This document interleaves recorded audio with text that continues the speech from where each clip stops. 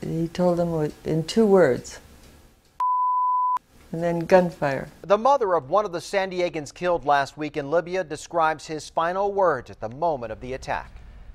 Sean Smith was one of 3 local men killed in the attack on the U.S. consulate. Good evening. I'm Steve Atkinson. And I'm Virginia Cha, in for Kimberly Hunt. 10 News reporter Jennifer Jensen is in Claremont with his mother's out-of-this-world wish. It has been a difficult week for Pat Smith. The Claremont mother learned her only son, Sean, was among the 4 Americans killed in Libya. It was 1 week ago when heavily armed militants launched an attack on their compound. 2 other former SEALs who lived in San Diego were also killed in the attack. I got a call in the middle of the night, and they told me. 34-year-old Sean Smith was born and raised in San Diego, although he called the Netherlands his new home. That's where he lived with his wife and 2 young children. Smith was a 1995 graduate of Mission Bay High School and then went on to join the U.S. Air Force. His mother says he then joined the State Department and moved all over the world.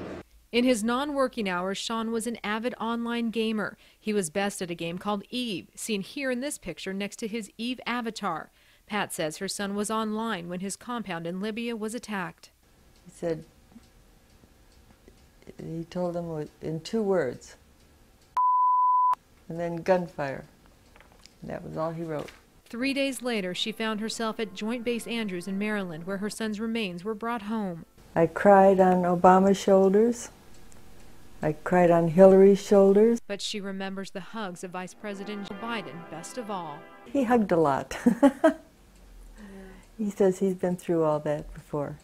She now hopes some of her son's cremated remains can be sent into space. Pat says that's her last wish for her only son, who would have wanted that. In Claremont, Jennifer Jensen, 10 News.